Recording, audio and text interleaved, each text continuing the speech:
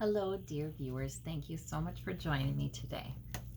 Well, Biden has stopped contracts with for-profit prisons. And it may take, I guess, a few years because some of those contracts were for a few years. But I was so excited to hear that. I was so excited. I did a reading a few years ago on prisons for profit, and let me tell you, every time I look into that system, I feel a little afraid, frankly. There's something really dark there. There's something really, God, I feel like it's like mafia type stuff. Um, there are people there involved in that system that should not have power. And, capable of influencing our criminal justice system in corrupt ways in certain areas to keep people in prison. That's ridiculous, but it's true. Influencing parole boards, there's some really crazy stuff there. So, do they go gently into that good night? How does it go? Okay, we have judgment. Woo! The hammer has fallen. No, Biden, this administration knows exactly what that is. Regret. Oh, more of it will come out. More things will come out about how corrupt that system was. Well, and with police brutality being protested in so many cities this last year, and will still be, racial injustice in the criminal justice system, horrible, just horrible. It's not just our for-profit prisons that are having trouble, it's the whole criminal justice system that needs to be reformed. Yeah, but we have a lot of leaks coming. Page of Swords, we've got a lot of leaks coming out about it. So what I'm getting is, yes, it will be successful. They will cut off those for-profit prisons. Good. And what I'm hearing is that group isn't as powerful as they believe. Okay. If this is power they've been able to have because of those contracts. Well, now, will there be, I want to know if there's going to be a reformation. Here, we have a problem. We have so many, we have a lot of problems. We do have a lot of strengths in the U.S. I thank God that we do have functioning government. I thank God that we do have all these departments and so many good people working in them. Okay? So many good people. We don't want to throw the baby out with the bathwater here. But there are systemic issues in our criminal justice system. We have black and brown people pulled over at higher rates. We have them frisked at higher rates. We have them imprisoned at higher rates. We have them allowed parole at lower rates. We have all this trouble there, and it's a terrible cycle, because if more black and brown people are investigated and pulled over and seen as suspect, then you're going to have higher rates of crime. We don't even know what the real rate of crime is in different communities. We don't even know, because the white kids aren't being pulled over, not at that kind of rate. They're more white people are more apt to be allowed to overlook this, overlook that, given tickets rather than being brought in, all that. So there's that. So do we have is there good reform? I'm going to ask, in the next 4 years of our criminal justice system for people of color.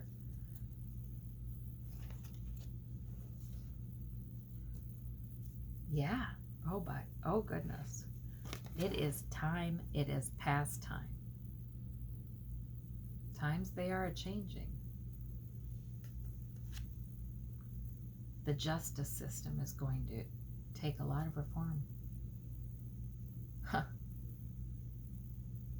They're going to find a way to identify this issue and prevent it. Maybe they will standardize how much time people can get for certain crimes. They're going to decrease. There was a time when they did a mandatory minimum on the judges across the nations for certain crimes, which was a bad idea because, you know, we had people with crimes that weren't all that significant, but because they were the third crime or what have you, they were given years and years and years. You know, I mean, this is ridiculous, packing the prisons and these lengthy prison stays, which it doesn't help at all, you know. Increases recidivism. When people go to jail, they have a higher chance of going to jail again. It's not that sending somebody to jail, sending someone to prison makes it less likely they'll recommit the same offense. No, it makes it more. I mean, we know this.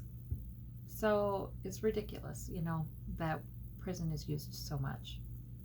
It should only be used, I mean, I know I shouldn't say anything like that, but because I don't know. I mean, serving as a deterrent, yes, it does to some extent, not nearly the extent people think it does, but anyway, there are other interventions that are way more effective. So they may really do some standardization. They may lower the mandatory minimums, or they may have some mandatory maximums.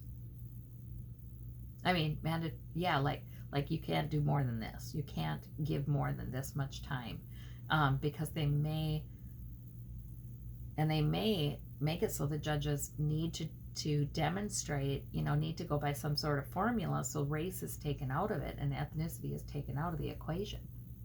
So that's interesting. Okay, there's going to be a lot of reform. There's going to be a lot of reform. And it'll be begun in this term and continued in the next. Delay. There's some delay, though. Okay. Because some of it can't be just, it's not quick. It's not quick. I mean, new policies have to be developed. Okay. All right. And we do still have the issue with some contracts with for-profit prisons and detention centers that have yet to expire. So we've got that.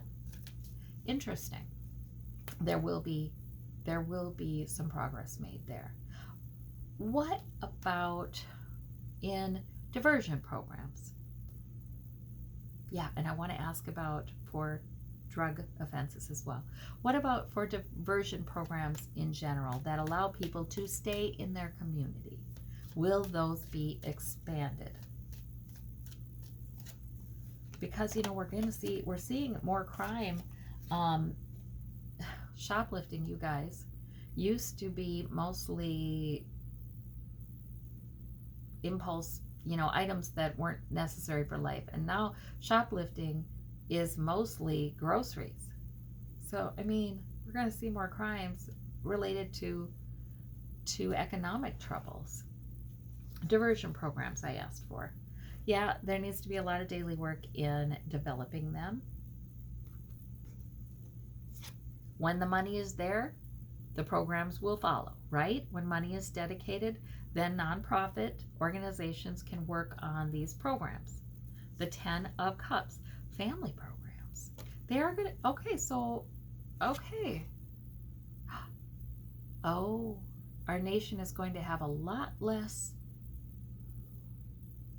tolerance for parents and children being separated here in the U.S. citizens. You know, what happened at the border has just left a scar on so many Americans' hearts, you know, and we're watching that really carefully. But, and the press is going to keep coming about that. And there will be movies, there will be documentaries that some of these asylum seekers who were detained and separated from their children, we will hear more and more of their stories. And people are then going to say, wait a minute though, why are we putting parents away for crimes that could be rather petty, rather than helping that family, because this is very harmful to their children. So there will be, and it will help single people too, are people who do not have children as well. But there will be more diversion programs. Absolutely, there absolutely will be. Okay, and the Four of Wands. The trick is funding them appropriately. See, there are a lot of nonprofits that are terrific. They have great missions. They serve people who are poor or in trouble in some way, but they're reimbursed so terribly by the government that it's just hard to run them. It's hard to develop them. It's hard to get people to work for them. So there's going to have to be more funding of those things.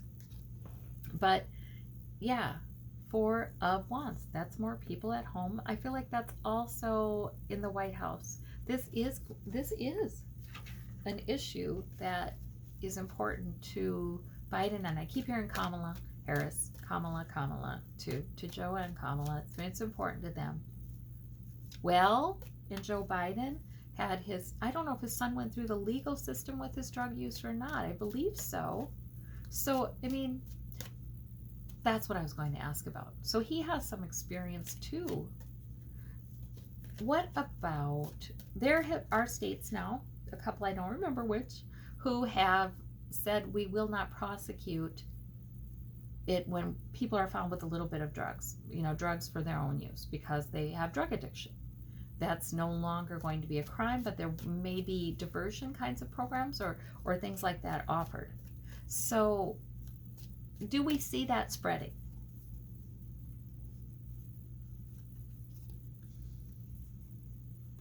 Yeah, we do. We see that trend spreading to different states. We see the beginning of a plan with the Page of Swords for changing the way drug use is looked at. Okay. We see, again, with the Wheel of Fortune, it's just time. There's just been a lot of people crying out for justice in this. More treatment focused, more, yeah. Of course, I always wonder about that, though. The legal system, sometimes the court system has, as it's functioning now, has been something of a safety net for people with drug addiction in some cases, where if people are in their drug addiction, they can't gain the clarity to even want to recover. Sometimes if they're sitting in jail for a month, they get some distance from their addiction and realize, oh my gosh. Or if they're sitting in the hospital or they're court ordered to a treatment program, they can then have a chance of recovery, of having, extended periods of recovery, or maybe for the rest of their lives. But either's worth it, So how do they? Okay, but they can still use diversion programs that don't leave the people with a criminal charge. Can they? Can they do that? Can they do that, Spirit? Because so there's still a legal obligation to cooperate with the program, right?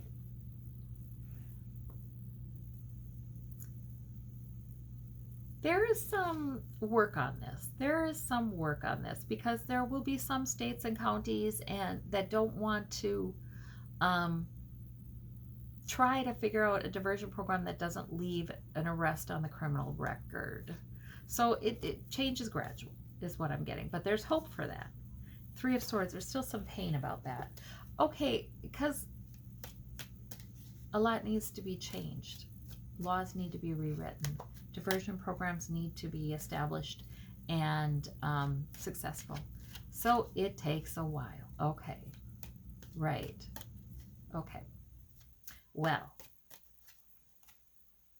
maybe it's more likely that there will be more programs where if they take the treatment and they really do try to recover from drug addiction, they have their record expunged. Then the charge never sticks. So there is an arrest, but the charge is dismissed. That kind of thing. Maybe there are more opportunities for that kind of thing, which is I mean, okay, but you know, it's so hard because then people still have the arrest on their record, and sometimes that does some damage, not as much as a conviction, but yeah, there's growing pains in figuring out how to do that. All right. Pardons. Will Biden do a lot of pardons? There are people who have been in 20 years for drug related offenses. Does he do a lot of pardons? Yeah. Two sphinxes, the chariot, two different areas. So those who sit for a long time with drug offenses, yeah, drug related offenses. Yeah. And one other type of offense. What is it? Racially people who may have been convicted because there was a biased jury. They weren't really tried by a jury of their peers. Um, Racial injustice is involved. Okay, yeah, there are two groups that will receive pardons, a lot of pardons with Biden. Mm-hmm. And we have the Queen of Cups, compassion. He will begin, he will begin initiatives to educate the public to make them more compassionate about about roots of criminal behavior. Okay, and addiction. There's addiction. Yeah, the Seven of Cups. That means there's even more to that than pardoning a bunch of people. He is going to develop treatment programs and treatment initiatives. This is going to be a big project. A big project. He wants to, his goal, what I'm hearing here, and Kamala's right with him, is that he wants to decriminalize drug addiction completely. I mean, he wants to make it so it receives treatment, not criminal intervention. He wants to change the way the entire country looks at addiction.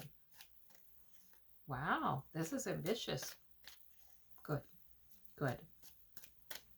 Okay, well, I thank you all so very much. I just wanted to look in on that. I think there's reason for hope.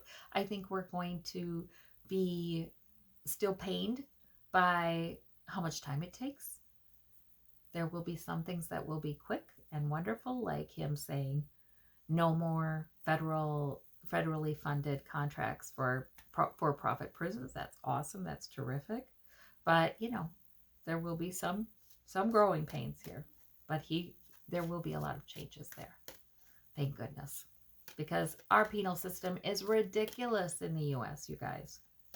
Last I checked, that was a year ago, 1 in 6 Americans has a criminal record. And